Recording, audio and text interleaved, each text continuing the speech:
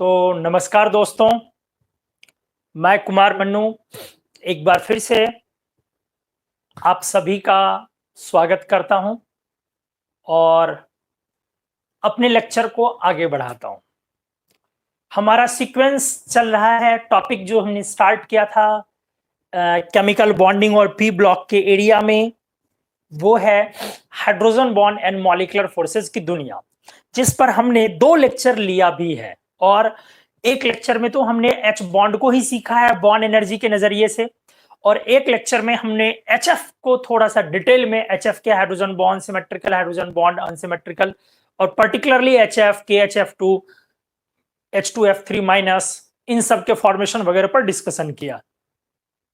आज के लेक्चर में अब हाइड्रोजन बॉन्ड, केमिकल बॉन्ड के लेक्चर को हम लोग आगे बढ़ाते हैं। आज के लेक्चर में थोड़ा सा पी ब्लॉक का कंटेंट कम होगा, जैसे यूजुअली पिछले लेक्चर में पी ब्लॉक बहुत ज्यादा था, तो आज के लेक्चर में थोड़ा पी ब्लॉक कम होगा। एक बार फिर से बता दूं, अगर आपने इनऑर्गेनिक केमिस्ट्री का हमारा चैनल सब्सक्राइब नहीं किया है तो चैनल को जरूर जाके यूट्यूब पे ढूंढें और सब्सक्राइब कर लें, क्योंकि वहां पर सारे जेआरएफ के एडिटेड वीडियोज वगैरह, बहुत सारे वीडियोज और बेसिक केमिस्ट्री के भी बहुत सारे वीडियोज मिलेंगे। चैनल का नाम है कुमार मन्नूज magical inorganic. Magical inorganic search करेंगे यूट्यूब पे तो वो दिख जाएगा, तो उसको सब्सक्राइब करके रख लें। चलिए, तो आज का दोस्तों हम लोग सेशन स्टार्ट करते हैं। ठीक है, बहुत मजेदार होगा, काफी कुछ सीखने के लायक होगा। पी ब्लॉक, खास करके पी ब्लॉक की जो दुनिया होती है, पी ब्लॉक और डी ब्लॉक की दुनिया बहुत बड़ी है, तो पी ब्लॉक को आप एक साथ नहीं सीख सकते। मैंने कितनी बार बोला है, S block, P block, D block को आप जो चाहेंगे कि लगातार एस ब्लॉक एक बार कर ले, पी ब्लॉक नहीं हो सकता है। इसीलिए उसको हम लोगों ने तोड़ तोड़ के अलग अलग जगह पर एप्लीकेशन में डाल डाल के मतलब मिलाया है। जैसे बच्चों को कैसे मैं बार बार बोलता हूं कि आप एक दवा दो तो बोलेगा कड़वा है, नहीं लूंगा, तो आप उसको चॉकलेट में मिला के देते हैं, दूध में मिला के देते हैं, खाना में मिला के देते हैं, अच्छी जो चीजें उसको पसंद है उसमें डाल के दे देते हैं, तो वो दवा ले लेता। पी ब्लॉक वही कड़वी दवा है, ठीक है, और केमिकल बॉन्डिंग वही चॉकलेट है, पीरियोडिक प्रॉपर्टीज वही चॉकलेट है, कोऑर्डिनेशन कंपाउंड वगैरह वही चॉकलेट वाली चीजें हैं, कि वहां पर आप P block, S block, D block वगैरह को मिला मिला के आप अपना काम भी निकाल सकते हैं और सिलेबस भी आपका आगे बढ़ते चले जाएगा। तो चलिए आइए दोस्तों शुरू करते हैं। मैं शुरू करता हूं फिर से क्लासिफिकेशन ऑफ हाइड्रोजन बॉन्ड्स। ठीक है, तो एक तो आपने क्लासिफिकेशन ऑफ हाइड्रोजन बॉन्ड्स में एक तरीका आपने पिछले लेक्चर में पढ़ा है, सिमेट्रिकल एंड अनसिमेट्रिकल। पहले अनसिमेट्रिकल ही लिखना है, क्योंकि मोस्टली तो अनसिमेट्रिकल हाइड्रोजन बॉन्ड ही होते हैं, और दूसरा इससे काफी स्ट्रॉन्ग होता है सिमेट्रिकल हाइड्रोजन बॉन्ड। नहीं, सिमेट्रिकल हाइड्रोजन बॉन्ड जैसे HF2 माइनस में था, अनसिमेट्रिकल हाइड्रोजन बॉन्ड जैसे HF में था, और H2F3 माइनस में भी था। सिमेट्रिकल हाइड्रोजन बॉन्ड हमने बोला था कि आइस का हाई प्रेशर पर, कंप्रेस्ड आइस बोलते हैं, compressed ice at high pressure, ये भी इसका एग्जांपल हम लोगों ने लिखा था, और मैंने बोला था कि इसको मैं आगे कभी सिखाऊंगा, कि जबकि वही सिंपली आइस यहां पर आ जाएगा, लेकिन कंप्रेस्ड आइस हाई प्रेशर पर जो आइस होता है वहां पर सिमेट्रिकल होता है। फिर हमने किया था एनहाइड्रस स्टेट में हाई प्रेशर पर फॉर्मिक एसिड वगैरह वगैरह। चलिए रहने दें, ये तो हम लोगों ने पिछले लेक्चर में बड़े अच्छे तरीके से पढ़ा। आज का अब हमारा टॉपिक है क्लासिफिकेशन दूसरे तरीके से भी हम कर सकते हैं। देखिए ध्यान से, एक सिग्मा हाइड्रोजन बॉन्डिंग और दूसरा पाई हाइड्रोजन बॉन्डिंग। ठीक है, इस तरीके से भी आप क्लासिफिकेशन कर सकते हैं। सामान्य तौर पर सिग्मा हाइड्रोजन बॉन्डिंग इनऑर्गेनिक में दिखता है ज्यादा, ऑर्गेनिक में सिग्मा और पाई दोनों दिखते हैं, लेकिन इनऑर्गेनिक केमिस्ट्री में जनरली पाई हाइड्रोजन बॉन्डिंग नहीं दिखते हैं। फिर भी सिग्मा हाइड्रोजन बॉन्डिंग में भी आप एक तो इंटरमॉलिक्यूलर बोलते हैं, इंटरमॉलिक्यूलर हाइड्रोजन बॉन्ड, और दूसरा आप इंट्रामॉलिक्यूलर बोल सकते हैं, intramolecular hydrogen bond. Basic knowledge आप लोगों को आता है, बेसिकली आपको पता होगा कि इंटर और इंट्रा में क्या डिफरेंसेस है। पाई में भी इंटर और इंट्रा होता है, पाई में भी होता है, इंटरमॉलिक्यूलर दो मॉलिक्यूल के बीच और इंट्रामॉलिक्यूलर एक ही मॉलिक्यूल के अंदर, पाई में भी होता है। चलिए आइए मैं कुछ एग्जांपल लेता हूं।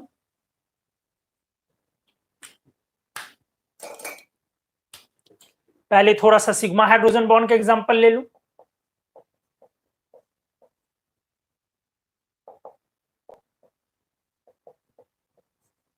इंटर तो जानते हैं, इंट्रा में आप देख लें, इंट्रा में बहुत सारे एग्जांपल्स आप लेते हैं।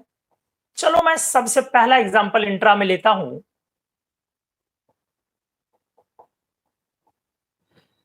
Ortho chlorophenol.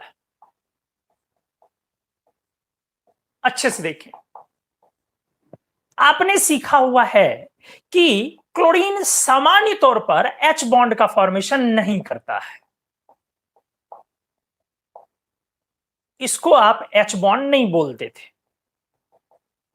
आपने इसके बारे में बोला था कि इसका बॉन्ड डिस्ट्रीब्यूशन एनर्जी मात्र 7 किलोजूल पर मोल था, काफी कम, तो आपने इसको वीक डायपोल का नाम दिया था। और हम लोगों ने यह कंक्लूड किया था कि क्लोरीन सामान्य तौर पर H बॉन्ड का फॉर्मेशन नहीं करेगा, ठीक है, क्योंकि उसके लार्ज साइज के कारण जब आप आर क्यूब लेंगे नीचे, इंटरेक्शन एनर्जी ऑफ इंटरेक्शन में हमने पढ़ाया था इनवर्सली प्रोपोर्शनल आर क्यूब, तो जब साइज बड़ा होगा क्लोरीन का तो क्यूब करेंगे तो काफी ज्यादा आएगा, तो बॉन्ड एनर्जी कम हो जाएगी अचानक से, ऑल ऑफ सडन। इसलिए हमने क्लियर लिखा था कि in general chlorine does not form hydrogen bond, but अब रेक्टिफाई करते हैं। आ जाइए, यहां पर ये हाइड्रोजन पर डेल्टा प्लस ये सफिशियंट है, और ये यहां जो क्लोरीन है आपका इस पर डेल्टा माइनस है। एक्चुअली ये वाला जो इंटरेक्शन है ये हाइड्रोजन बॉन्ड है, ये H बॉन्ड है, और इंट्रामोलिकुलर हुआ इसी को, चूंकि आपका रिंग का फॉर्मेशन करता है तो आप उसको इंट्रामोलिकुलर बोलते हैं। जब क्लोज इनसाइकल चिलेशन में आ जाता है तो intramolecular, with in the molecule intramolecular, with in the molecule intramolecular, और दो मॉलिक्यूल के बीच इंटरमोलिकुलर, दो मॉलिक्यूल के बीच इंटर और with in the molecule intramolecular. मतलब इसकी जो बॉन्ड एनर्जी हो जाएगी वो आपका 2 किलो कैलोरी पर मोल से ज्यादा के स्ट्रेंथ में पहुंच गया। सवाल है यहां पर क्लोरीन 2 किलो कैलोरी पर मोल से कम में है और वहां पर ज्यादा में क्यों चला गया? आखिर ऐसा कौन सा चीज फैक्टर काम आया? ठीक है, देखिए दो बातें हैं, आप यहां पर इसको हाइड्रोजन बॉन्ड बोल पाते हैं लेकिन यहां क्यों नहीं? एक्चुअली यहां दो बातें हैं। सबसे पहली बात, चिलेशन फेवर्स सच इंटरेक्शंस। आप जानते हैं कि जब भी चिलेशन होता है, रिंग बनने की बातें होती है, तो चिलेशन एक थर्मोडायनेमिकली फेवरेबल प्रोसेस है, तो उससे डेल्टा जी में गिरावट आती है, all of sudden delta G fall करता है। तो एक तो चिलेशन की स्टेबिलिटी फैक्टर है, ठीक है, तो उससे स्ट्रेंथ मिलता है, हर मॉलिक्यूल को ओवरऑल वो सिनर्जाइज करता है चिलेशन। सेकंड जो इंपॉर्टेंट फैक्टर है वो है रेजोनेंस। ध्यान से देखिएगा, रेजोनेंस इफेक्ट। आइए किस तरीके से ये काम कर रहा है जरा इस चीज को समझ ले हम, आपको अचानक क्लियर हो जाएगा, एक झटके में ये क्लियर होगा। आप देख लें, मान लीजिए ये आपका हमने लगाया OH और ये हमने लगाया Cl। अब क्या है, ये ऑक्सीजन का पेयर ऑफ इलेक्ट्रॉन्स इसके साथ कंजुगेशन में है, तो इसके वजह से जब ये पेयर ऑफ इलेक्ट्रॉन शिफ्ट होकर यहां मल्टीपल बॉन्ड कैरेक्टर के लिए जाएगा तो all of sudden electronegativity of oxygen atom बढ़ जाएगी। दोस्तों बहुत क्लियर है, जब ये पेयर ऑफ इलेक्ट्रॉन्स इसके साथ कंजुगेशन में जाएगा तो ऑक्सीजन पर पॉजिटिव चार्ज का डेवलपमेंट होगा, तो पॉजिटिव चार्ज के डेवलपमेंट के वजह से, मैं स्टेबिलिटी की बात नहीं कर रहा हूं, आप स्टेबिलिटी पर नहीं जाएंगे, ठीक है, यहां बातें सिर्फ और सिर्फ किसकी हो रही है, इस बॉन्ड एनर्जी की बातें हो रही है। आप एरोमेटिसिटी ब्रेक होता है या आपका नहीं होता है उस पर आप बातें अभी नहीं कर सकते, मैं सिर्फ अभी बातें कर रहा हूं कि ऑर्थोक्लोरोफिनॉल का ये जो इंटरेक्शन है ये हाइड्रोजन बॉन्ड क्यों कहा जाता है, इसको आप डायपोल की कैटेगरी में क्यों नहीं रखते हैं, जबकि HCl जैसे में भी क्लोरीन है वहां पर आप उसको डायपोल की कैटेगरी में रखते हैं। तो चलिए आ जाइए, तो हमने बोला इसकी इलेक्ट्रोनेगेटिविटी जब बढ़ जाएगी तो हाइड्रोजन पर डेल्टा प्लस का मैग्नीट्यूड बढ़ जाएगा, हाइड्रोजन पर डेल्टा प्लस का मैग्नीट्यूड बढ़ जाएगा। और जब यहां पर मैग्नीट्यूड बढ़ेगा डेल्टा प्लस, हाइड्रोजन एटम पर पॉजिटिव चार्ज का ये मैग्नीट्यूड बढ़ेगा इसके इलेक्ट्रोनेगेटिविटी के बढ़ने से, तो जाहिर सी बात है यहां का Q1 Q2 जो चार्ज का मैग्नीट्यूड होगा ये बढ़ जाएगा। Q1 Q2 मतलब कौन, Q1 ये और Q2 ये। तो ये दोनों का प्रोडक्ट ऑफ चार्ज का मैग्नीट्यूड जब बढ़ा, इससे क्या हो गया, आपका एनर्जी ऑफ इंटरेक्शन किस बॉन्ड का, इंटरेक्शन H और Cl के बीच का बढ़ गया और ये क्रॉस कर गया 2 किलो कैलोरी पर मोल से। तो हमने तुरंत इसीलिए इस बॉन्ड का नाम H बॉन्ड दे दिया। बहुत सिंपल है, मतलब रेजोनेंस ने आपको फेवर किया, तो अब आप आगे से एक चीज रेक्टिफाई कर ले, ऐसा नहीं बोलेंगे कि क्लोरीन अपने लार्ज साइज के कारण H बॉन्ड नहीं बनाता है, आप बोलेंगे क्लोरीन अपने लार्ज साइज के कारण इंटरमॉलिक्युलर H बॉन्ड नहीं बनाता है, इंटरमॉलिक्युलर हाइड्रोजन बॉन्डिंग नहीं फॉर्म करता है। जनरली इंट्रामॉलिक्युलर वो भी जनरली बोलेंगे क्योंकि कब क्या हो जाए कहना मुश्किल है, लेकिन इंट्रामॉलिक्युलर हाइड्रोजन बॉन्ड वो आसानी से फॉर्म कर सकता है। एक तो चिलेशन उसको हमेशा फेवर करता है, वहां से एनर्जी ऑफ इंटरेक्शन रीच होती है, बढ़ती है। सेकंड, अगर रेजोनेंस इफेक्ट है तो और बेटर है। ठीक है, तो हमने अब यहां पे जो बोला वो चीज को मैं यहां लिख दे रहा हूं, clear. So generally chlorine does not form intermolecular H bond, but it frequently participates in intramolecular H bond formation.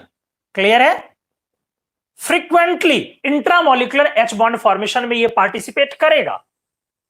ठीक है, बहुत सिंपल है। तो आगे से हम लोग अब कभी ऐसा नहीं करेंगे कि क्लोरीन को लेकर झगड़ा करेंगे कि इंट्रा नहीं बनाएगा, इंट्रा वो बनाएगा। और दूसरी बात, हमने आपको हायर स्टैंडर्ड पे क्या समझाया, हमने आपको हायर लेवल पर क्या समझाया कि H बॉन्ड को लोअर लेवल पर, स्कूल लेवल पे, ग्रेजुएशन लेवल पे हम लोग बोल देते हैं कि 2 किलो कैलोरी पर मोल से एबव होनी चाहिए, 10 किलो जूल पर मोल से एबव होनी चाहिए। बट अपर स्टैंडर्ड में हम लोग क्या बोलते हैं, ये 0 से जस्ट बड़ा हो और हाइड्रोजन की अवेलेबिलिटी हो तो हम लोग बोलते हैं, हम लोग तो इनफैक्ट H2S को हाइड्रोजन बॉन्ड काउंट करके चल देते हैं अपर लेवल पे। तो यहां पर अपर लेवल पे कोई बॉन्ड एनर्जी के रेंज की बात नहीं होती है।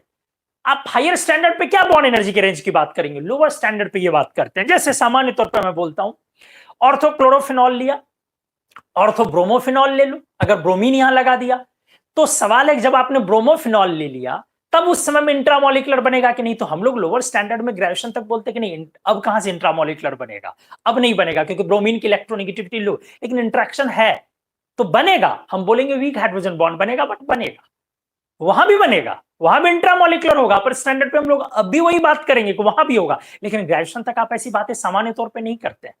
तो तरीका है कि आप कैसे डिफाइन करते हैं। केमिस्ट्री जब डेप्थ में जाती है ना तो उसकी एक्यूरेसी, उसके तरीके बदल जाते हैं। जैसे आपने सुना होगा 9th-10th में सिखाया जाता है कि कैसीटेराइट ओर होते हैं, कैसीटेराइट SnO2 कैसीटेराइट ओर है। तो 9, 10, 11, 12 तक के बच्चे बोलते हैं कि कैसीटेराइट में इंप्योरिटी पाई जाती है FeWO4, मतलब आयरन की इंप्योरिटी, टंगस्टन की इंप्योरिटी, FeWO4 वोल्फ्रामाइड्स। ये थोड़ा सा लोग ग्रेजुएशन में आते हैं तो बोलते हैं कि FeWO4 और MnWO4 भी पाया जाता है। लेकिन प्रैक्टिकल सी बात आप अब देखो, उन लोगों को क्वेश्चन आते हैं कि SnO2 में कौन सी इंप्योरिटी नहीं पाई जाती है। क्वेश्चन को, मेरी बात को देखिए, SnO2 में कौन सी इंप्योरिटी नहीं पाई जाती। एक ऑप्शन डाल दिया ग्रेजुएशन तक वाले लोगों के लिए, एक ऑप्शन डाल दिया आयरन, एक ऑप्शन डाल दिया टंगस्टन, एक ऑप्शन डाल दिया कुछ भी कॉपर, ठीक है, आयरन, एक ऑप्शन डाल दिया मैग्नीज। तो उन लोगों ने पढ़ा है कि SnO2 में, कैसीटेराइट में FeWO4 पाया जाता है इंप्योरिटी और MnWO4 पाया जाता है। लेकिन बी प्रैक्टिकल, क्वेश्चन सेट करने वालों को अगर ये दो ऑप्शन, दो चीजों के बारे में पता और तीसरे का आइडिया नहीं है कि तीसरा भी कुछ हो सकता है, क्योंकि अर्थ से जब आप और निकालेंगे तो कुछ भी हो सकता है उसके साथ, क्या हो सकता है इसका डिटेल्ड आइडिया चाहिए, कभी वो थोड़ा हो कभी बहुत थोड़ा हो सकता है कि आपने अनजाने में एक ऑप्शन ऐसा रख दिया जो कि उसमें पाया जाता हो प्रैक्टिकली, तब तो आप फंस गए ना। तो केमिस्ट्री डेप्थ में जाने पर उसकी एक्यूरेसी चेंज हो जाती है।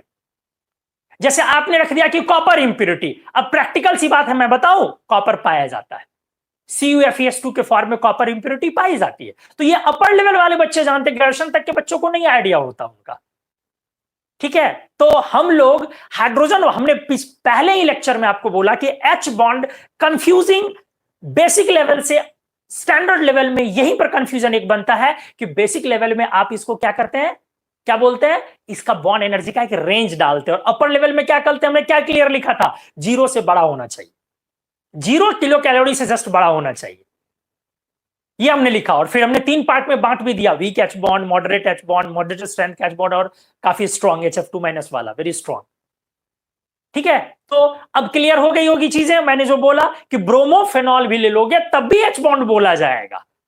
हम लोगों के लेवल पर, बच्चे लोगों को पढ़ाना है तो मैं भी अगर किसी बच्चों को पढ़ाऊं, जूनियर्स को पढ़ाऊं, तो मैं क्या बोलूंगा, नहीं बे पगला गया है, ऑर्थो ब्रोमोफेनॉल में कहां से बोल दोगे कि हाइड्रोजन बॉन्ड, इंट्रा कहां से होगा, इंटर वाला जो इंट्रा तो नहीं हो सकता, लेकिन प्रैक्टिकल लेवल की बात। चलो, तो हमने ये क्लियर किया। वैसे एनीवेज यहां पर बॉन्ड एनर्जी भी फेवर कर रहा, जनरल रेंज वाला भी फेवर कर रहा। तो पहला पेज है, ये स्क्रीनशॉट ले, मैं और भी एक दो एग्जांपल डिस्कस कर लेता हूं, फिर पाई वाले में भी चलता हूं, प्लीज जल्दी से।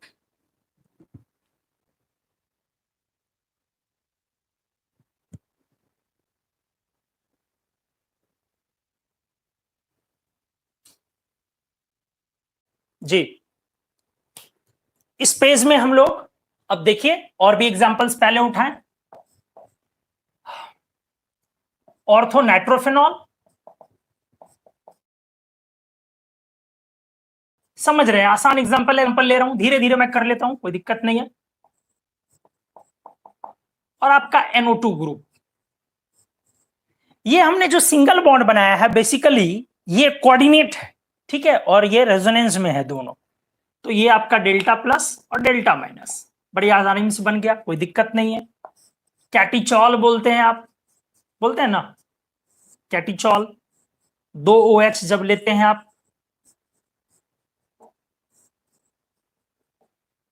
यहां भी हो गया वही चीजें, डेल्टा माइनस और डेल्टा प्लस। आप सैलिसिलिक एसिड का एग्जांपल लेते हैं, सैलिसिलिक एसिड का एग्जांपल लेते हैं। सैलिसिलिक एसिड को आप जानते होंगे, स्किन के लिए काफी यूजफुल चीज होता है, काफी यूजफुल, मतलब कोई ऐसे स्किन के डॉक्टर नहीं होते हैं कि जब आप कोई स्किन की कोई चीज दिखाने जाए तो वो आपको सैलिसिलिक एसिड चीज ना दे। जब भी वैसा चीज होता है, कोई आपका दाग है, कोई स्टेन है, किसी तरीके का मार्क्स है, उन सबको हटाने के लिए आपको सैलिसिलिक एसिड दिया ही जाएगा, जो ऊपर से लेयर को हटाता है। वो ड्राई स्किन वालों को थोड़ा सैलिसिलिक एसिड वगैरह कम इस्तेमाल करना चाहिए, ठीक है। और इसमें भी दिया जाता है, आपका शैम्पू में भी मिलाया जाता है। जब आपको डैंड्रफ्स ज्यादा बनते हैं, स्कैल्प आपका ड्राई होने लगता है, तो सैलिसिलिक एसिड वाले शैम्पू दिए जाते हैं ताकि वहां से आपका ऊपर का जो डैंड्रफ जो आता है वो सारा हटा दिया जाए। मतलब सैलिसिलिक लगाओगे ना तो सीधा सीधा ऊपर का लेयर हटाना शुरू कर देगा, धीरे धीरे आएगा वो, हटेगा, ठीक है, पील ऑफ होगा वो। तो आप COH लेते हैं,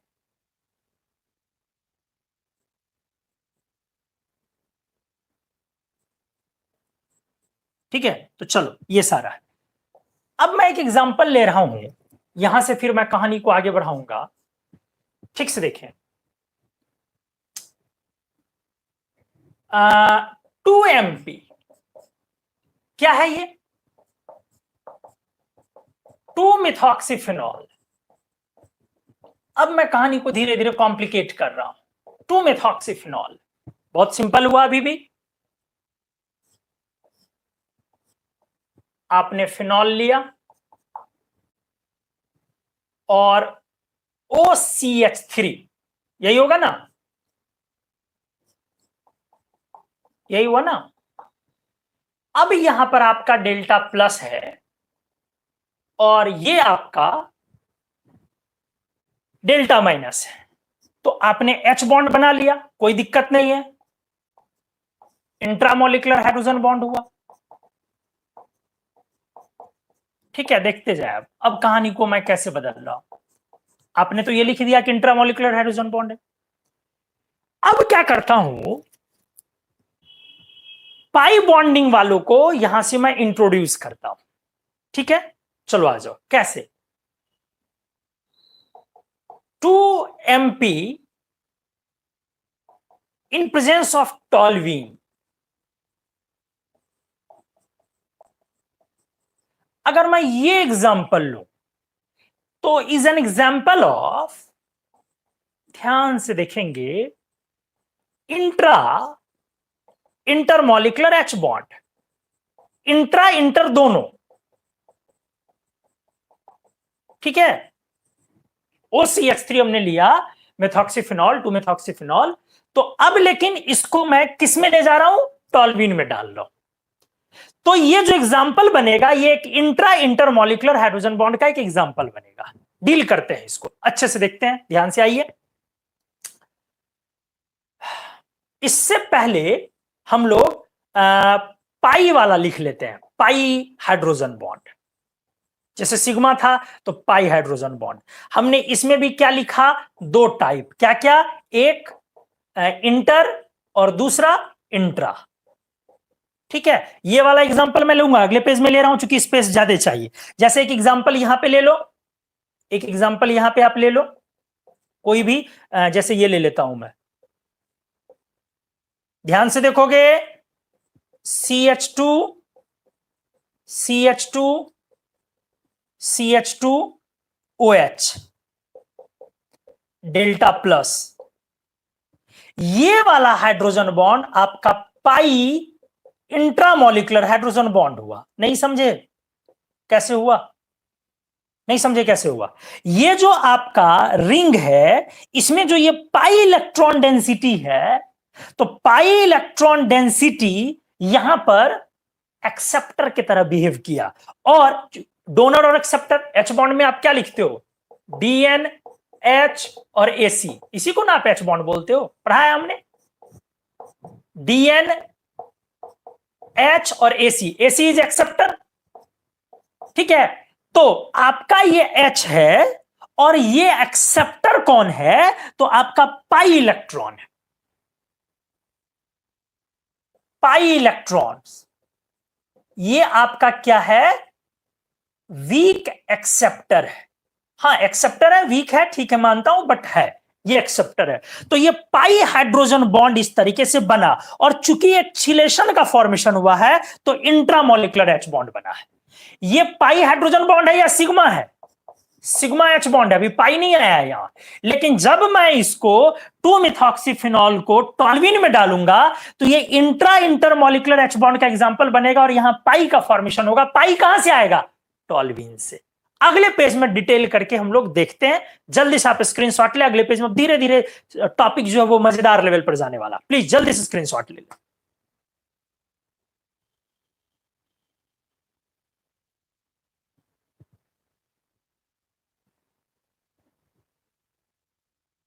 तो आइए 2mp की कहानी को और आगे बढ़ा रहे हैं। ठीक है, अच्छे से बने रहे वीडियो पर। देखें, हमने बोला क्या दोस्त कि 2-मेथॉक्सीफिनॉल is an example of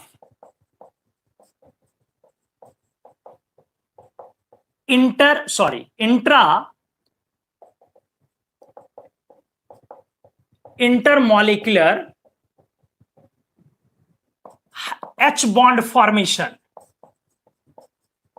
when it is dissolved।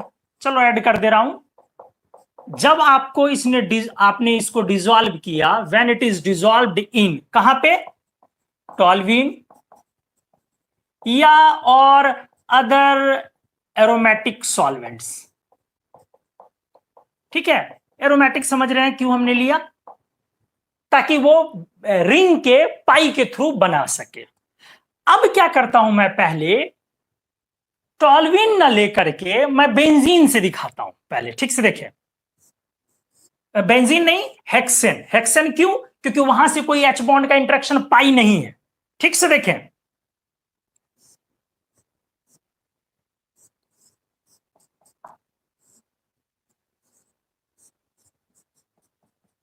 सही है, ठीक है। इसको हमने किस चीज में डाल दिया, साइक्लोहेक्सेन। क्यों डाला, क्योंकि अभी इन दोनों के बीच कोई हाइड्रोजन बॉन्ड फॉर्मेशन ना हो, इसके पास पाई नहीं है, इसीलिए हमने अभी इसको ऐसा इंटरेक्शन में रखा है।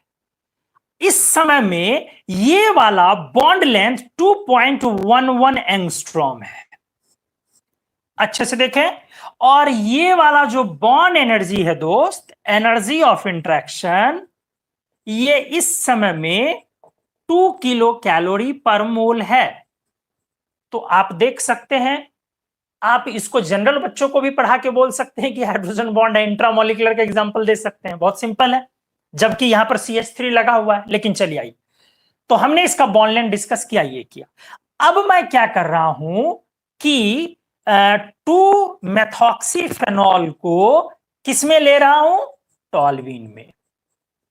जब आप ऐसा कर रहे हैं, जगह कम होने के कारण छोटा थोड़ा सा लिखूंगा, 2 MP इन क्या बोला मैंने, टॉल्यूइन।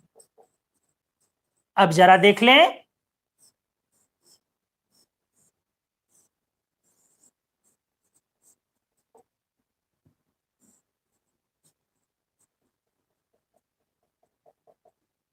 ठीक से सामने आपका बेंजीन रिंग है, सॉरी टॉल्यूइन रिंग है, क्लियर है। ये यहां पर ये pi electrons XH weak acceptor, चूंकि आप जब हाइड्रोजन बॉन्ड बनाते हैं तो आप क्या करते हैं, जरा सोचे। जैसे आप H2O का बनाते हैं हाइड्रोजन बॉन्ड, तो आप क्या करते हैं, जरा सोचे। आपके पास यहां पेयर ऑफ इलेक्ट्रॉन होता है, तो ये इलेक्ट्रॉन डेंसिटी ही तो है दोस्त, ये इलेक्ट्रॉन का डेंसिटी ही तो है जो इसके पॉजिटिव चार्ज से इंटरेक्शन होता है। या कभी कभी लोन पेयर ना हो तब भी नेगेटिव चार्ज से वहां फॉर्मेशन करते हैं।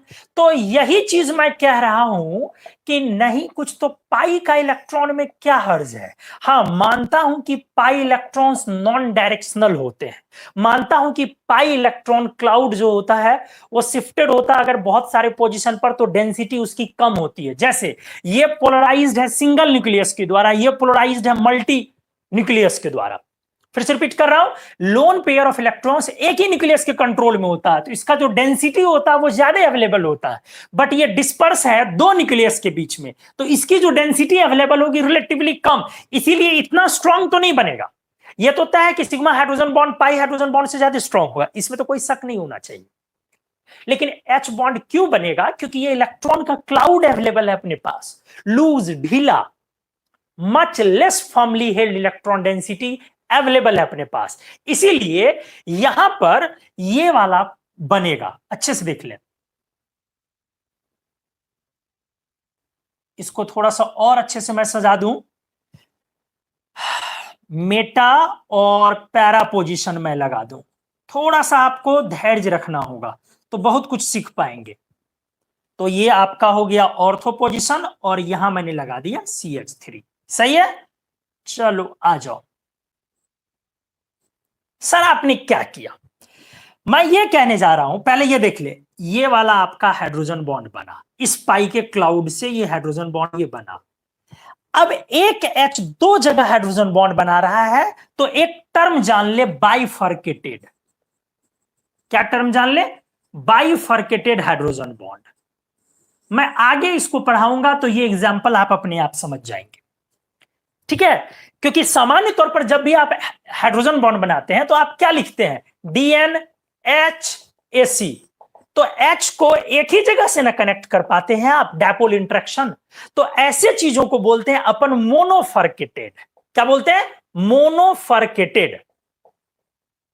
लेकिन ऐसे भी सिचुएशन आते हैं कि H दो दो जगह पर H बॉन्ड में कनेक्ट हो, तो ऐसे चीजों को अपन बोलते हैं बाइफर्केटेड। कभी कभी ऐसा भी सिचुएशन आता है कि तीन जगह कनेक्ट होना पड़ता है एक ही H को। ऐसा सिचुएशन आ सकता है, बना के अपन देखेंगे, उसको बोलेंगे ट्राइफर्केटेड। तो H बॉन्ड के क्लासिफिकेशन में जैसे आपने एक क्लासिफिकेशन पढ़ा है, एक बेसिस पर सिमेट्रिकल अनसिमेट्रिकल, एक बेसिस पर पढ़ा सिग्मा H बॉन्डिंग, पाई H बॉन्डिंग, तो एक बेसिस पर ऐसे भी पढ़ेंगे मोनोफर्केटेड, बाइफर्केटेड, ट्राइफर्केटेड, टेट्राफर्केटेड, उस बेसिस पर भी क्लासिफिकेशन हो सकता है। और भी क्लासिफिकेशन का प्रोटॉन बॉन्डिंग, H बॉन्डिंग और हाइड्राइड H बॉन्डिंग, ये सारे मैं आज के लेक्चर में डिस्कस करूंगा। बट अभी आइए फिलहाल यहां पे, तो अब ये H बॉन्ड बना। अब सवाल है, दो तीन बातों पर मैं आराम से जिक्र करता हूं, बहुत अच्छे से आप लेक्चर पर बने रहे, बेसिक लेवल से मैं कर रहा हूं। सबसे पहले ये वाली जो बॉन्ड एनर्जी है, मैं इसको देखना चाहता हूं, 0.6 किलो कैलोरी पर मोल। अब आप इस बात को समझिए, क्यों 11 12 या ग्रेजुएशन के बच्चों को क्यों पढ़ाया जाता है कि ये पाई वगैरह का एग्जांपल उनको क्यों नहीं दिया जाता? क्योंकि उनको अपन strong dipole dipole H bond बोलते हैं, तो 2 किलो कैलोरी पर मोल से अब बोलते हैं। तो ऑर्थो क्लोरोफेनॉल तो ले लेते हैं, बट ये वाला सब पाई वगैरह का एग्जांपल उनको इसीलिए नहीं बता सकते हैं आप, क्योंकि ये सबका वीक आ जाएगा, काफी वीक। क्योंकि पाई इलेक्ट्रॉन डेंसिटी जब देगा तो वो वीक बेस होगा, मतलब वीक एक्सेप्टर होगा। हाइड्रोजन बॉन्ड का जो ये वाला पार्ट है एक्सेप्टर, एसी वाला पार्ट, कहां लिखा मैंने ये, तो ये वीक एसी हो जाएगा। ठीक है, तो यहां वैल्यू से साफ पता चल रहा। अभी हमने आपको वहीं पर इस OH का दिखाया, देखे कितना ज्यादा। अब बातें करते हैं, ठीक से सुने। डेफिनेटली ये H जुड़ा है किससे? पाई इलेक्ट्रॉन से। बट हाइड्रोजन बॉन्ड का तो एक बॉन्ड लेंथ बोलना होता है, बहुत बढ़िया से इत्मीनान से, बहुत स्लो बता रहा हूं। हाइड्रोजन बॉन्ड का एक बॉन्ड लेंथ बोलना होता है। तो यहां पर जो आप बॉन्ड लेंथ बोलेंगे वो किसको बोलेंगे? ये दूरी तो बोलेंगे नहीं, ये तो इलेक्ट्रॉन का क्लाउड है, उसका तो कोई दूरी नहीं होगा। दूरी तो न्यूक्लियस टू न्यूक्लियस होती है।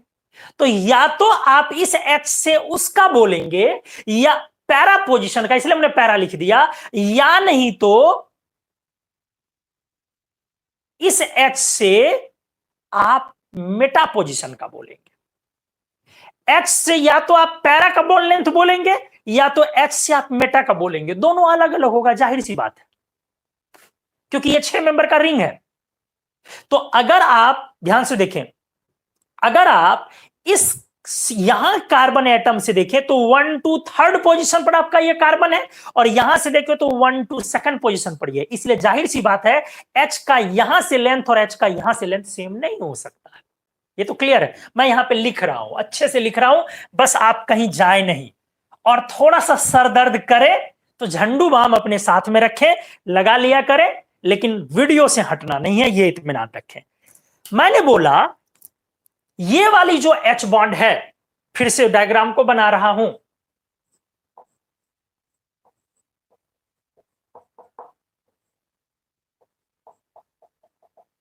हमने बोला ठीक से देखें,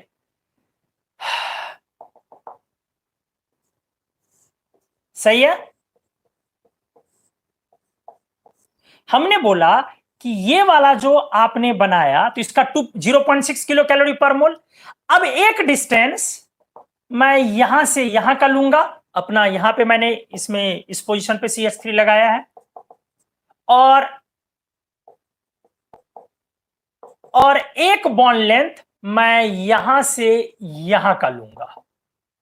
ये वाला बॉन्ड लेंथ और ये वाले बॉन्ड लेंथ में अगर मैं इसको D1 लिखूं, इसको D2 लिखूं, मेरा आप लोगों से एक बार रिक्वेस्ट है, आप अंदाजा लगाएं कि कौन वाले पोजीशन का डिस्टेंस हाइड्रोजन बॉन्ड लेंथ ज्यादा होगा। OH bond length, sorry H और C बॉन्ड लेंथ।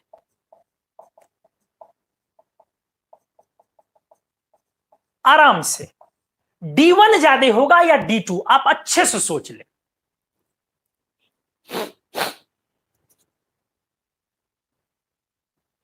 जाहिर सी बात है वो वाला ज्यादा मतलब स्ट्रॉन्ग हाइड्रोजन बॉन्ड होगा, जहां पर जिस पोजीशन पर वहां वाले पर का बॉन्ड लेंथ थोड़ा छोटा होगा। थोड़ा सा आपको सोचना पड़ेगा, क्योंकि इंट्रैक्शन स्ट्रांग होगा तो बॉन्ड लेंथ थोड़ा छोटा होगा।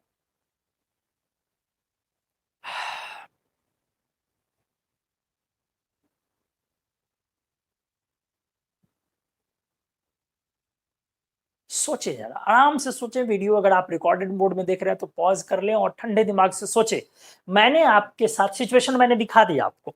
टॉल्वीन आपके सामने में पड़ा हुआ है। टॉल्वीन के पाई के साथ इसने एच बॉन्ड बनाना स्टार्ट किया है। तो इसके सामने में जो पाई का इलेक्ट्रॉन क्लाउड पड़ा है, तो इसमें से वो किसके साथ, दोनों के साथ जब ये बना रहा है, बाइफर्केटेड तो है ही, D1 D2 में कौन बड़ा होगा? बड़ा की बात मैं बोल रहा हूं, या दोनों बराबर? दोनों बराबर तो हो नहीं सकता है, क्योंकि आपने स्पष्ट देख लिया कि CH3 के रिस्पेक्ट में आपको साफ समझ में आ गया होगा। अगर आप इस कार्बन को लेते हैं तो ये CH3 के पास है, वो कार्बन CH3 के पास नहीं है ज्यादा। तो D1 बड़ा होगा या D2? मेरा ये सवाल है।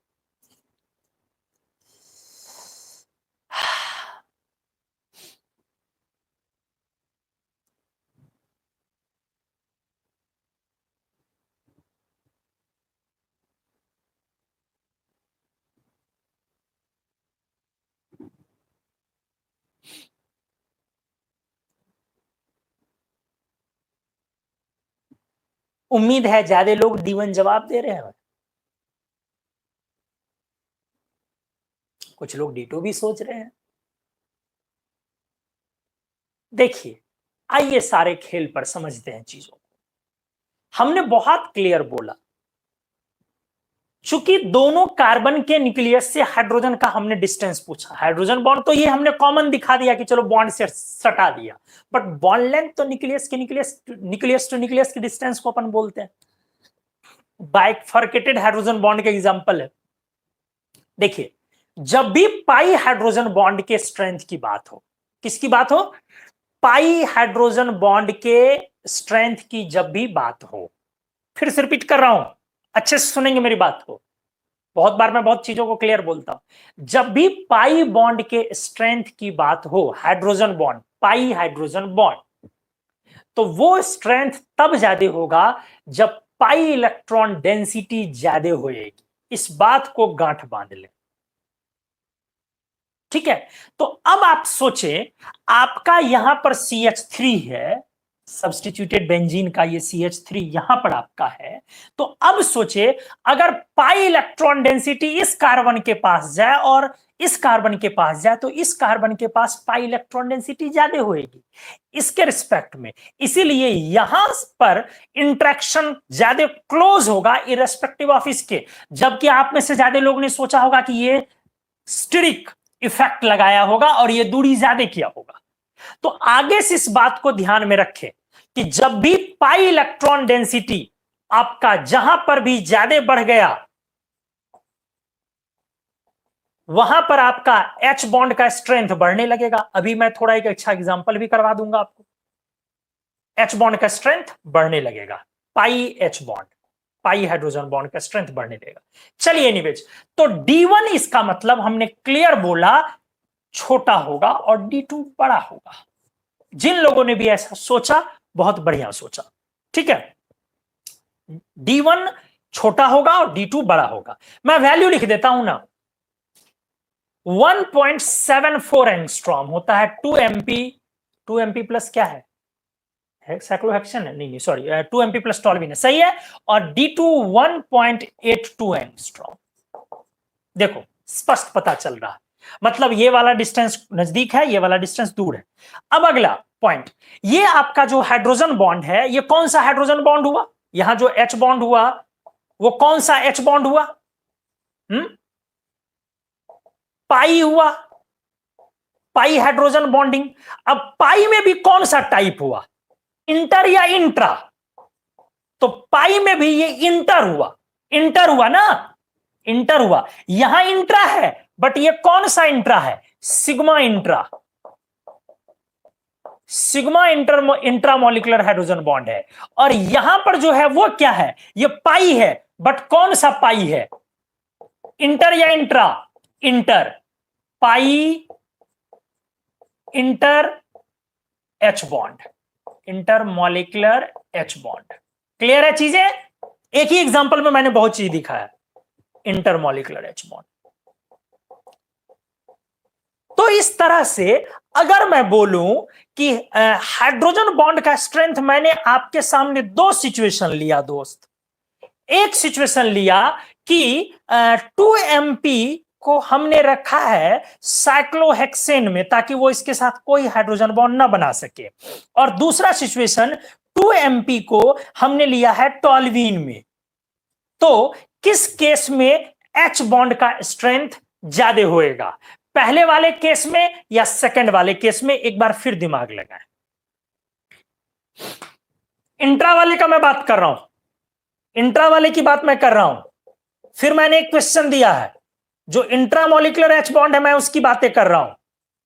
मतलब ये वाला, ये वाला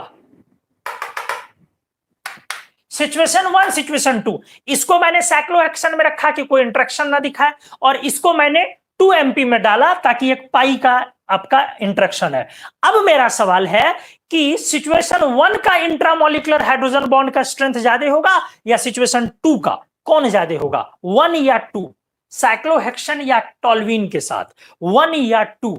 आराम से सोचे, रिकॉर्डेड मोड में वीडियो को पॉज कर ले, दिमाग को ठंडे दिमाग से सोचे, पानी उठाए, हल्का सा एक सिप ले और अंदाजा लगाए।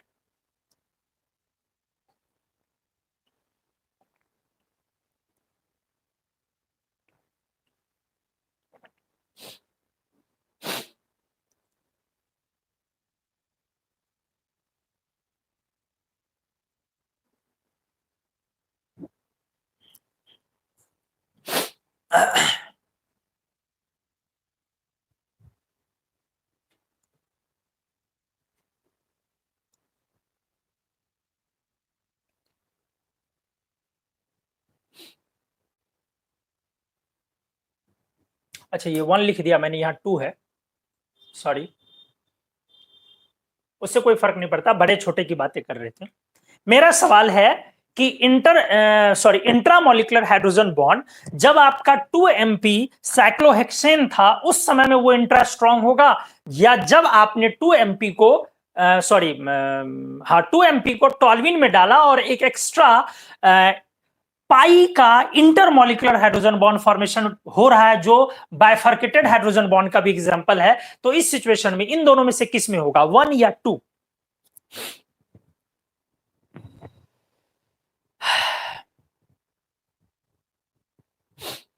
सोचे, अच्छे से सोचे, कोई हड़बड़ी नहीं है, क्योंकि आपको टीचर होना है तो आपको भी दूसरों को लॉजिक देना होगा।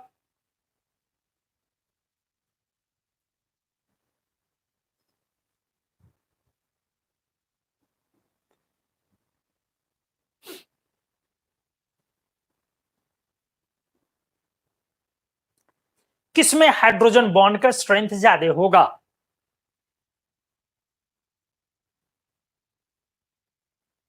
चलिए मैं अब डिस्कस करता हूं। आपने सोच लिया होगा, या तो कुछ लोगों ने सोचा होगा साइक्लोहेक्सेन में, या कुछ लोगों ने सोचा होगा कि टॉल्वीन में।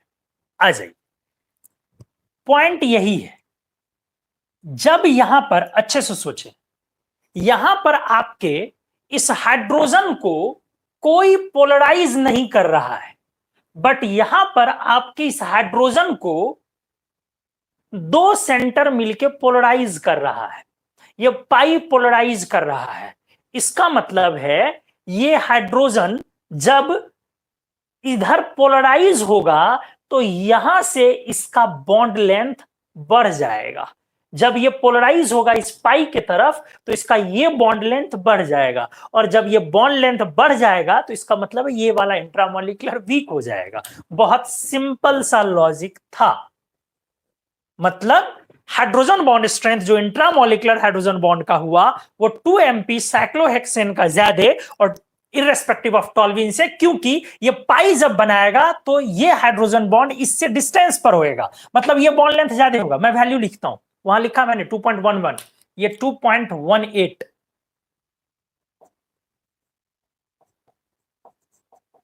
ये सारी चीजें जो यहां पे वैल्यूज वगैरह लिखी गई है, डेफिनेटली ये इंपॉर्टेंट नहीं है।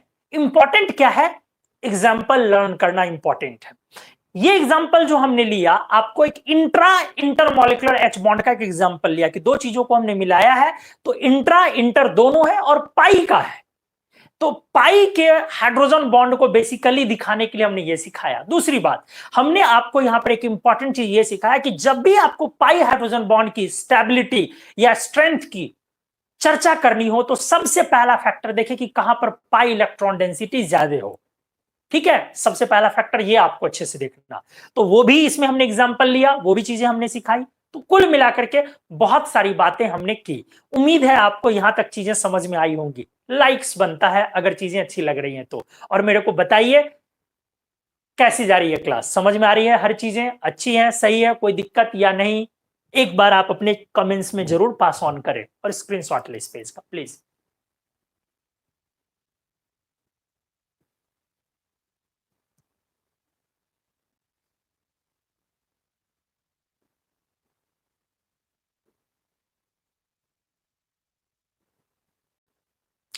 तो उस सीक्वेंस को आगे बढ़ाता हूं मैं, जो हमने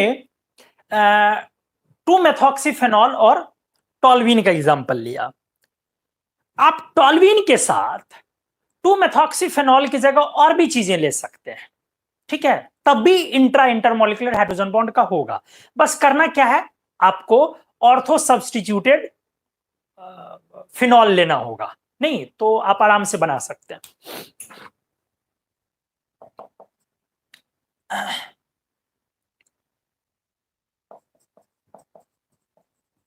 टॉल्वीन forms intermolecular hydrogen bond with many other ortho substituted phenol। सही है, लॉजिक भी क्लियर है। जैसे आप मान लीजिए टॉल्वीन के साथ आपने अभी क्या रखा दोस्त, 2-मेथॉक्सीफेनॉल, तो हमने बोला बनाना तो उसको ओ से है, तो ओ, इसको तो फिनॉल के OH से मतलब है, H बॉन्ड को, तो आप इसके जगह और चीजें बदल ले। जैसे टॉल्वीन के साथ वही ले ले जो अभी लिया था, ऑर्थोक्लोरोफिनॉल, OCP बोलते हैं उसको, आप बोलते हैं ना 2-क्लोरोफिनॉल, आप वो लेकर के देखें, तब भी जाकर के H बॉन्ड होगा, कोई दिक्कत तो है नहीं। अच्छे से देख ले, क्योंकि टॉल्वीन से बेसिकली आपको क्या मिल रहा है, पाई मिल रहा है। तो आपके पास जो है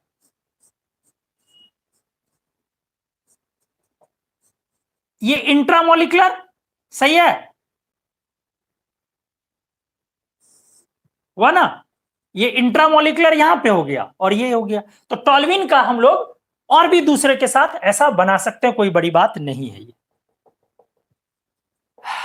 अब आ जाइए, मैं एक काम करता हूं, टॉल्वीन के जगह एग्जांपल्स में, जैसे इधर ब्रोमो भी ले सकते हो, इसको टॉल्वीन के साथ ब्रोमो भी ले सकते हो। अभी अभी हमने बोला था ऑर्थो ब्रोमोफिनॉल, यही चीज अभी मैं कह रहा था कि आमतौर पे लोगों को पढ़ाओगे आप तो क्या बोल दोगे, क्या बोल दोगे कि ब्रोमोफिनॉल में हाइड्रोजन बॉन्ड नहीं होगा, लेकिन ये सब बच्चों को बोला जाता है कि ब्रोमोफिनॉल में हाइड्रोजन बॉन्ड नहीं होगा। आप ऐसा नहीं बोल सकते, क्योंकि आपके लिए H बॉन्ड का कोई रेंज उस तरीके का स्पेसिफाइड नहीं होगा, तो आपके ये होगा, ठीक है। यहां से H से कनेक्ट करेंगे ना, चलिए। ऑल्सो अब क्या करें, एक तरफ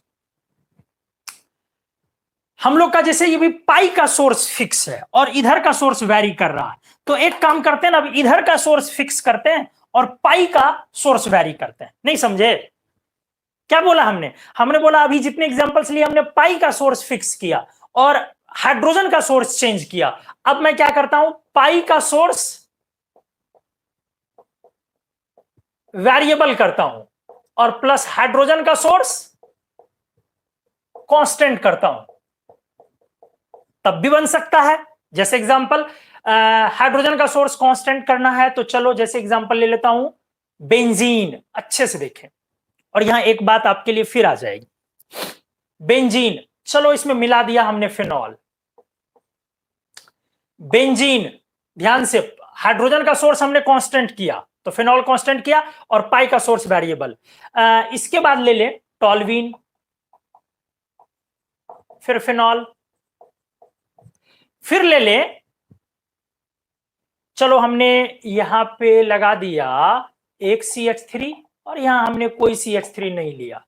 देखो मैं आपके लिए क्या तैयार कर रहा हूं, अब मैं ले लेता हूं 2 CH3, क्या नाम हो जाएगा, ज़ाइलिन फिनॉल। अब चलो मैं आपके लिए फिर लेता हूं, क्या बोलते हो जी, इसका क्या नाम होता है, मेजिटिलिन ना।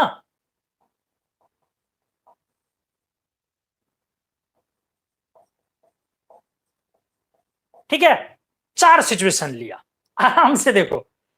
अब सोचो चारों से H बॉन्ड होगा क्योंकि फिनॉल के OH से अपने को मतलब है।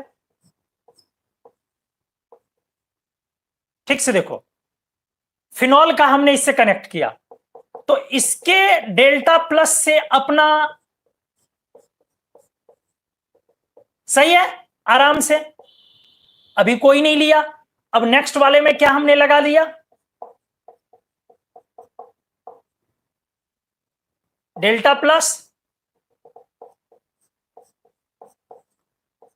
अब यहां पर अपना आ गया, थोड़ा सा इस पोजीशन पे ना लेकर के इस पोजीशन पे लेंगे ना। अब यहां आ जाओ,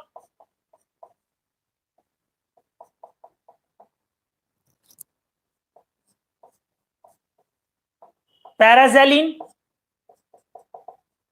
सही है। अब हम आपसे क्या पूछ रहे हैं जरा देख लीजिए, बस अब राज खुल गया। अंदाजा लगाइए क्या पूछने वाला हूं, अंदाजा लगाइए क्या पूछने वाला हूं, मेजिटिलिन। मैं पूछने वाला हूं hydrogen bond strength A, hydrogen bond strength B, hydrogen bond strength C, hydrogen bond strength D, order बताना है, सोच ले।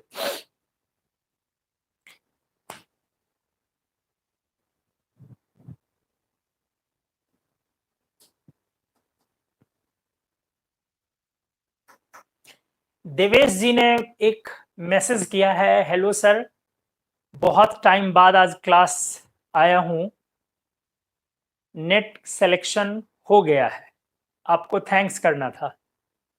शुक्रिया देवेश जी, बहुत सारी शुभकामनाएं। और नेट में क्या आपका रैंक आया है अगर वो भी बता दें तो सभी लोग शायद आपसे इंस्पायर्ड भी हों और उनको जान के भी खुशी होगी। और जब सामने में मैंने क्वेश्चन रखा है, आप लोग तब तक इसको देखें। मैंने 4 सिचुएशन दिया है, जान कैसा मैंने किया, अभी तक जो केसेस था उसमें टॉल्वीन हमने पाई का सोर्स फिक्स रखा था और जो हाइड्रोजन का सोर्स था वो वेरिएबल था। अब मैंने क्या किया है कि पाई के सोर्स को वेरिएबल कर दिया और हाइड्रोजन के सोर्स को हमने कांस्टेंट कर दिया। अब आपको सोचना है कि किस में हाइड्रोजन बॉन्ड स्ट्रेंथ ज्यादा होगा, ABCD, DBCA, या इरेगुलर ऑर्डर है या क्या है, नहीं है, मैं आपसे एक्सपेक्ट करता हूं। आप अगर रिकॉर्डेड मोड में वीडियो देख रहे हैं हमारा तो आप पॉज करें और आराम से सोचें कि क्या इसका सही आंसर होगा। ऑर्डर बताना है चारों के लिए।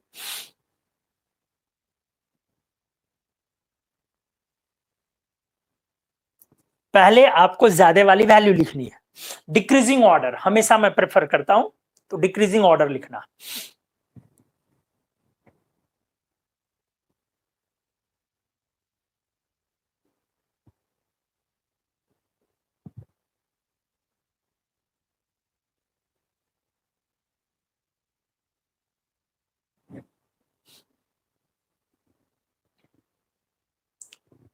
बहुत इत्मीनान से अपनी इनऑर्गेनिक केमिस्ट्री के क्लास को देखें, सीखें, लर्न करें। बहुत सारी चीजें आती है, काफी आपके लिए यूजफुल, आपके करियर के लिए, आपके लर्निंग के लिए।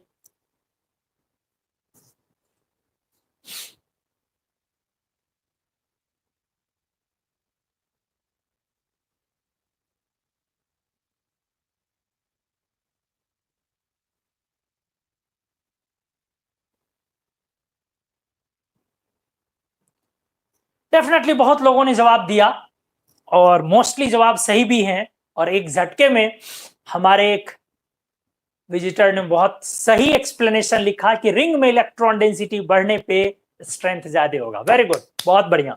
यही चीज हमने पीछे समझाया कि आपको यही देखना है कि आपके पाई की डेंसिटी किस केस में बढ़ जाएगी।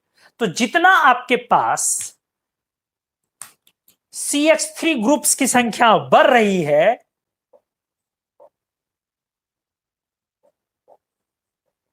इससे आपका पाई इलेक्ट्रॉन डेंसिटी बढ़ते जाएगा। और जितना ज्यादा आपका पाई इलेक्ट्रॉन डेंसिटी बढ़ेगा, पाई हाइड्रोजन बॉन्ड स्ट्रेंथ बढ़ जाएगा। इसलिए बहुत सही आपका जवाब है। आप लोगों ने एकदम सही सोचा है। फिनॉल से ज्यादा स्ट्रॉन्ग, बेंजीन से ज्यादा स्ट्रॉन्ग टॉल्वीन का फिनॉल होगा, और फिर जैलीन का, मेसिटिलीन का सबसे ज्यादा होगा। तो इस तरीके से आपका आंसर सही में DCBA होगा। तो उम्मीद है आप लोग अच्छे तरीके से समझ पा रहे होंगे, एंजॉय कर रहे होंगे। हाँ या ना एक बार बताएं, और मैं अगले पेज में आ रहा हूं। स्क्रीनशॉट ले।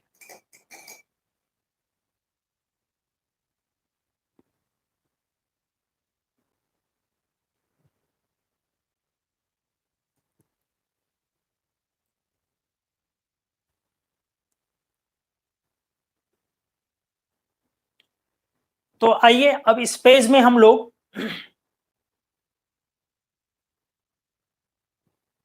आपकी क्लास हमेशा धमाकेदार होती है, कुछ फोड़ते कहाँ है। कभी तो नाइट्रोजन ट्राइओडाइड हम विस्फोट भी नहीं करवाते हैं, तो धमाकेदार कैसे। Thank you so much. आ जाइए अब इस पेज में मैं, चलो मैंने पाई का एग्जांपल कर दिया, वो क्लियर हो गया। पाई इंटर और पाई इंट्रा हमने दोनों दिखा दिया। अब दूसरे क्लासिफिकेशन के वे में चलते हैं। आप इस तरीके से भी बांटते हैं, अभी हमने जिक्र किया था मोनोफर्केटेड हाइड्रोजन बॉन्ड, बाईफर्केटेड हाइड्रोजन बॉन्ड, और हमने आपको समझाया भी, तो उम्मीद है ये समझ में आया भी होगा। फिर ट्राइफर्केटेड बोलोगे,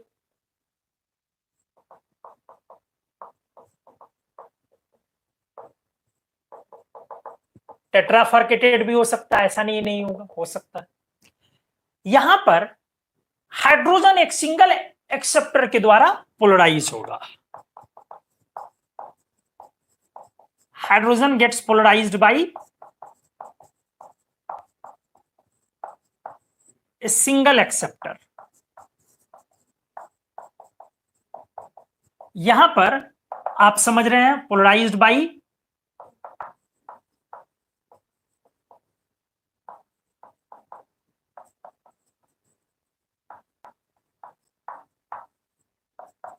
टू एक्सेप्टर्स। ये तो बहुत सिंपल कहानी है। अगर आप वाटर लेते हैं,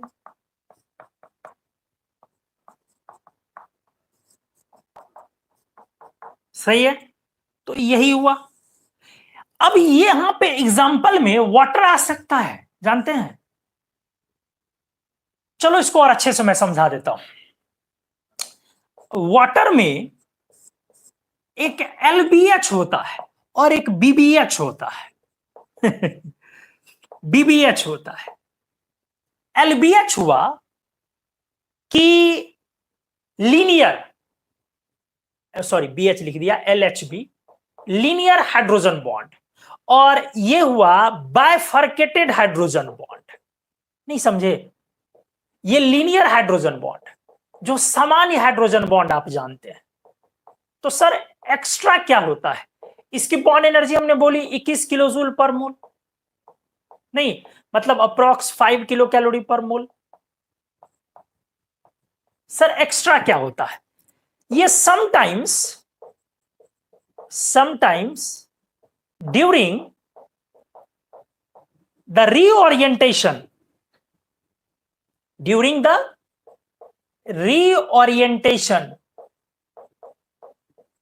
ऑफ H2O मॉलिक्यूल्स, मतलब चूंकि H2O मॉलिक्यूल का रीअरेंजमेंट होता, वाटर लिखा इसलिए हमने आइस नहीं लिखा भाई साहब, आइस नहीं लिखा हमने, वाटर लिखा, जहां रीअरेंजमेंट पॉसिबल है, जहां H2O मोबाइल है तो हमने वाटर में लिखा, आइस में नहीं लिखा। तो वाटर में जब रीओरिएंटेशन होता, मतलब H2O मॉलिक्यूल का रीओरिएंटेशन होता है, तो उस मतलब चेंज करता अपना पोजीशन, तो उस समय में sometimes during the reorientation of H2O molecules, some bifurcated H bond is observed। मेरा ये सवाल है, अमोंग कितने H2O मॉलिक्यूल्स की नीड होगी बायफर्केटेड हाइड्रोजन बॉन्ड दिखाने के लिए? आराम से सोचे, आपको दिमाग को खोलना है। Human mind is just like a parachute, it works only when it is open. इंसान का दिमाग पैरासूट की तरह होता है, सिर्फ तब काम करता है जब इसको खोलो। तो ब्रेन का एक्सरसाइज जरूरी है। ये नहीं है कि सर जो सिखा रहे हैं बस वो चीज को हम लर्न कर रहे हैं, बस वही चीज आनी चाहिए। ऑफलाइन है नहीं, ये सारी ऑनलाइन क्लासेस है। तो आप पर मेरा कोई प्रेशर नहीं है, आप बैठ रहे हैं, क्या कर रहे हैं, मूवी पर चले जा रहे हैं, आप किसी से बात करने लगे कि, तो मेरा कोई प्रेशर नहीं है। हालांकि मैं मानता हूं कि आपकी उम्र में आकर के मैच्योरिटी इतनी ज्यादा होनी चाहिए कि आपको खुद ही इतना मैच्योर होना चाहिए कि आपको समझना चाहिए कि हाँ भाई यहाँ पे सिर्फ, फिर भी लोग ऐसा करते हैं, क्योंकि मैं जब भी कोई सवाल पूछता हूं लाइव क्लासेस में तो 2 लोग, 4 लोग, 5 लोग, सबकी वीडियोस देख रहे होते हैं, 40 लोग, 30 लोग, 50 लोग, जवाब देते हैं 5-7 लोग। तो बाकी लोग क्या एक्चुअली अपने दिमाग को पैरासूट नहीं समझ रहे हैं।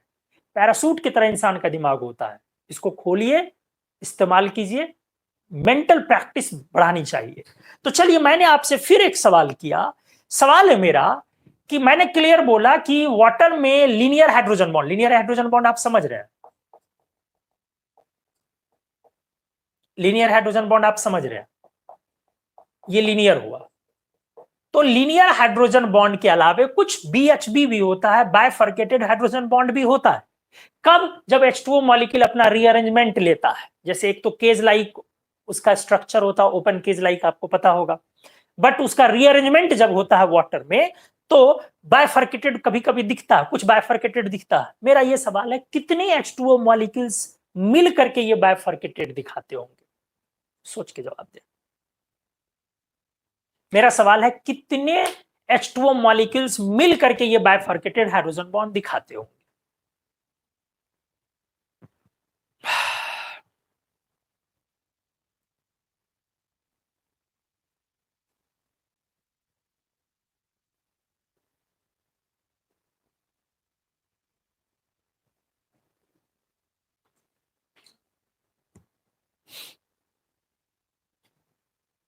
सोचे सोचे सोचे।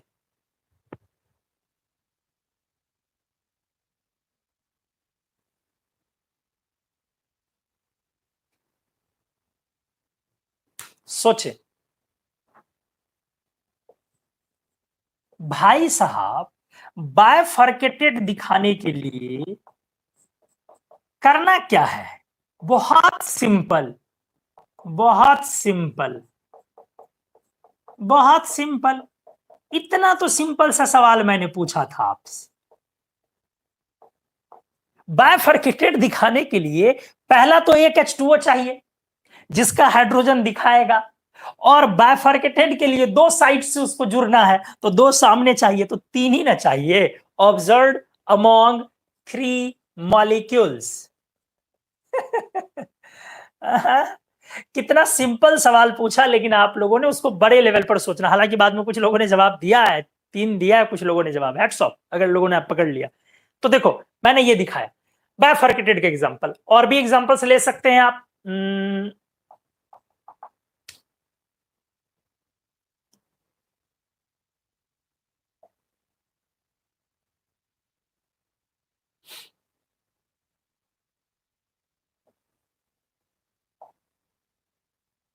आराम से देखें।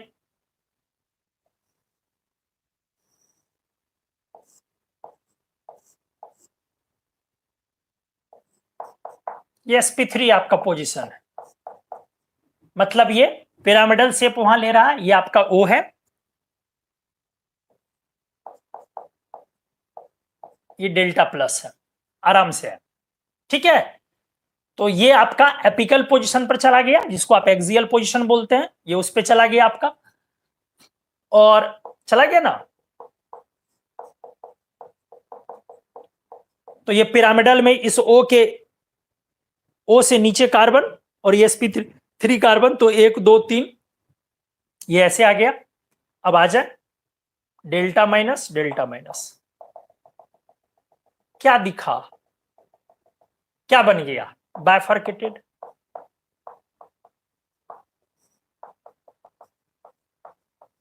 तो सिग्मा में भी और पाई में भी पॉसिबल है। पाई का तो हमने पीछे एग्जांपल किया, भी कराया भी। ट्राइफर्केटेड वगैरह का भी एग्जांपल आप ले सकते हैं, बहुत सिंपल। मान लो आपने लिया NH, अच्छे से देख ले। अब इस हाइड्रोजन से मैं 3 जगह से बनाता हूं, ठीक से देखे। CH2 ट्राइफर्केटेड करना है, CH2, और ध्यान से देखें NH2, क्लियर है। फिर इधर से भी ले CH2 CH2 CH2 NH2, clear है। ये डेल्टा माइनस डेल्टा माइनस, तो एक ये बाइफर्केटेड। अब यदि ये कंपाउंड लेंगे, ये तो मॉलिक्यूल है, जब कंपाउंड लेंगे तो सामने भी ये आएगा, क्लियर है। ये मॉलिक्यूल है तो भी बाइफर्केटेड दिख रहा है, इंट्रा में बाइफर्केटेड है। अच्छे सुने, अभी ये इंट्रा में बाइफर्केटेड है, बट जब इसका कंपाउंड लेंगे तो ढेर सारे मॉलिक्यूल्स होंगे, तो इसके सामने जो एक मॉलिक्यूल होगा उसका जो नाइट्रोजन साइट, ये वाला साइट जो बनाएगा, H बॉन्ड जो बनाएगा, ये सामने से यहां पर होगा, तो ये ट्राइफर्केटेड हाइड्रोजन बॉन्ड हुआ। उम्मीद है आपको ये चीजें समझ में आई होंगी, क्लियर है। देख लो फिर से, हमने क्या किया, ये आपका NH है, तो यहां पर आपका लोन पेयर होगा ना जी, तो ये आखिर सामने के मॉलिक्यूल से, तो सामने कौन मॉलिक्यूल, जब इसका कंपाउंड लेंगे, ये तो एक अकेला मॉलिक्यूल है ना, तो जब कंपाउंड लेंगे तो इसका सामने का मॉलिक्यूल का जो H आएगा, जैसे यहां पे रख दिया हमने, चलो ये रख दिया, अब समझ में आ गया होगा। ठीक है, इसी का हमने ले लिया NCH2 NH CH2 CH2 CH2 ले लिया, और फिर आपका H बॉन्ड बनाना है ना, हाँ NH, ये वाला, क्लियर है। तो यही दोनों के बीच ये आपका क्या हो गया, 3 बना रहा है, तो ट्राइफर्केटेड। तो इस तरह से मोनोफर्केटेड, बाइफर्केटेड, ट्राइफर्केटेड, ये भी एक क्लासिफिकेशन का बेस आधार है। ऑर्गेनिक केमिस्ट्री में खास करके आप इसकी चर्चा बराबर करते हैं, हमने इनऑर्गेनिक में कुछ एग्जांपल से इसको दिखाया। लिखिए, नेक्स्ट पेज पे आते हैं, जल्दी से स्क्रीनशॉट लीजिए, नेक्स्ट पेज पर फिर कुछ दूसरी बातें करते हैं, जल्दी से प्लीज।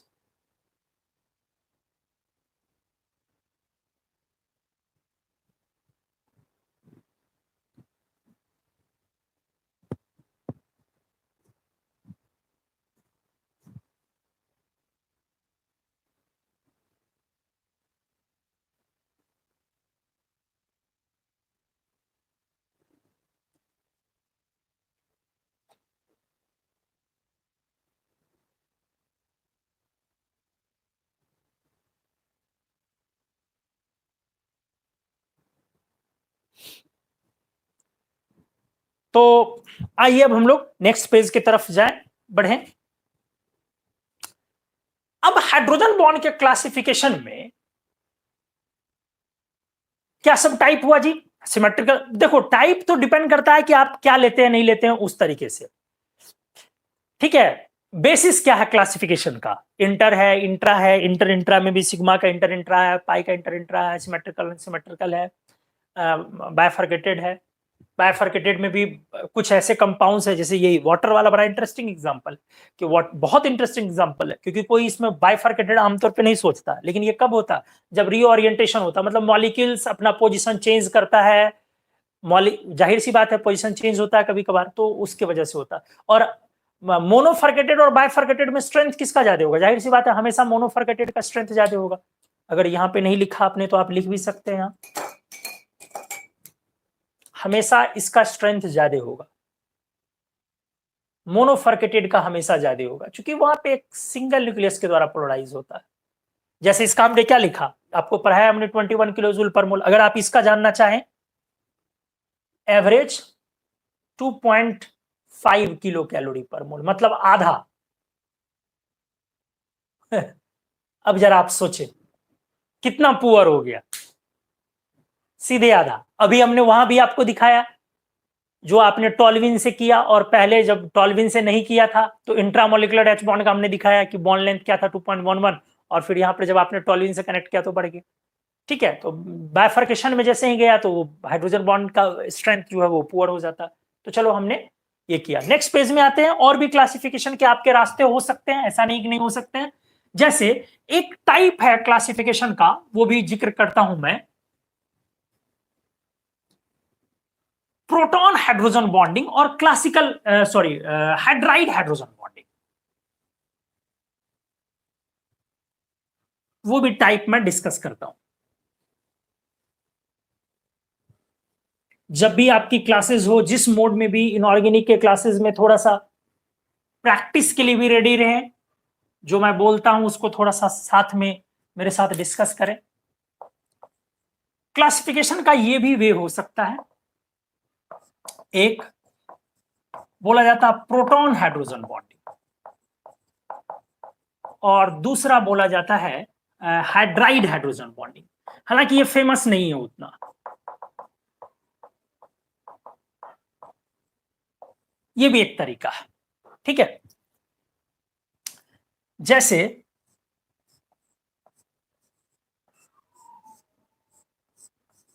ये देखिए, आपने लिया यहां NH2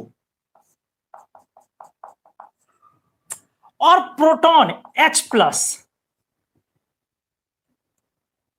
अब समझ में आ गया होगा, ऐसे हाइड्रोजन बॉन्ड को हम प्रोटॉन हाइड्रोजन बॉन्ड बोलते हैं। ठीक है, प्रोटॉन स्पॉन्ज, प्रोटॉन स्पॉन्ज ये स्टेबलाइज्ड हुआ किससे, stabilized by chelation and intramolecular hydrogen bond. Intra है ना,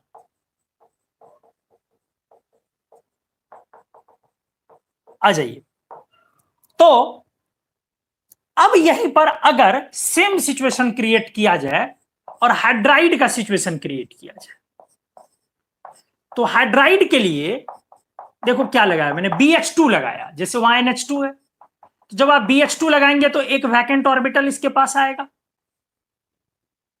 और यहां हम हाइड्राइड साइट रखेंगे, तो पेयर ऑफ इलेक्ट्रॉन्स है।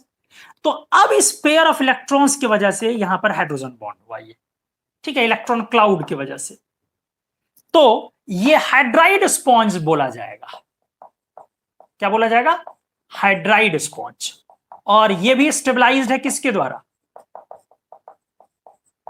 चिलेशन यहां भी है। फर्क है कि यहां पर आपका प्रोटॉन हाइड्रोजन बॉन्डिंग से, और ये यहां पर हाइड्राइड इंट्रामोलिकुलर हाइड्रोजन बॉन्ड।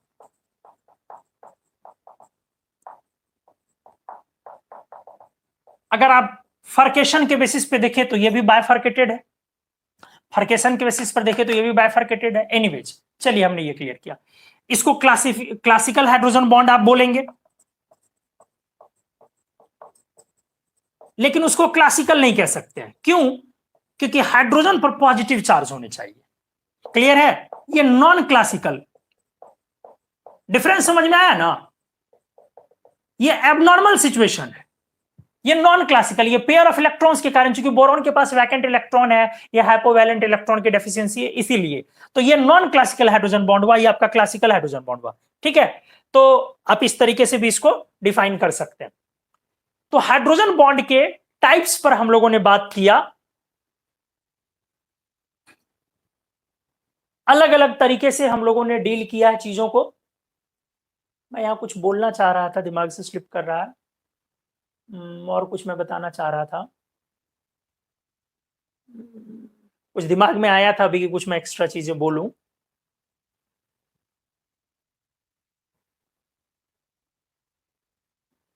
चलो, दिमाग में नहीं आया, कभी आएगा तो कभी जिक्र करते करते मैं किसी वीडियो में बोल दूंगा, ठीक है। बट ये सब कोई स्टैंडर्ड डेफिनेशन नहीं है। स्टैंडर्ड तो क्लासिफिकेशन वही है, एक इंटर इंट्रा बोले आप, सेकेंड आप सिमेट्रिकल अनसिमेट्रिकल बोले, और जो सबसे बेसिक क्लासिफिकेशन है वो है इंटर इंट्रा, स्पाई भी नहीं, इंटर इंट्रा। तो हाइड्रोजन बॉन्ड की दुनिया असीमित है, बहुत सारी बातें इसमें हम लोग कर सकते हैं। अच्छा, इसमें एक चीज देखिए, याद आ गया मैं जो बोलना चाह रहा था। इसको आप देखिए, ये H प्लस को एक्सेप्ट कर रहा है, और आप इसको देखिए, ये H माइनस को एक्सेप्ट कर रहा है। इसीलिए चूंकि ये H प्लस को एक्सेप्ट कर रहा है, तो आप इसको बेस बोलेंगे। क्लियर है? ये H प्लस को एक्सेप्ट कर रहा है, इसको आप बेस बोलेंगे, और इसको आप एसिड बोलेंगे। ये इस पेयर ऑफ इलेक्ट्रॉन के थ्रू ले रहा है, इसीलिए इसका एक नाम हम इसको बोल सकते हैं मोनो एसिडिक बेस। क्लियर हुआ? यही मैं याद कर रहा था। क्यों? एक H प्लस ये ले रहा, मोनो एसिडिक बेस, और इसको क्या बोलेंगे? Mono basic acid. Pair of electrons के थ्रू ये कनेक्ट होना चाह रहा है, तो मोनो बेसिक एसिड, और इसको बड़ा खूबसूरत नाम, मोनो एसिडिक बेस और मोनो बेसिक एसिड। ठीक है, तो इस तरह से हम लोगों ने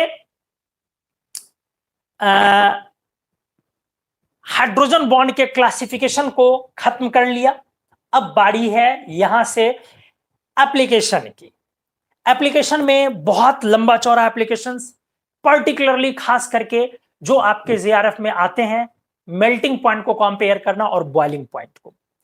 जो ग्रेजुएशन तक के बच्चे होते हैं वो बॉइलिंग पॉइंट पर फोकस्ड होते हैं, मेल्टिंग पॉइंट 0 लेवल पे पढ़ते हैं। बट आप लोगों को एमपी और बीपी दोनों चीजें आती है।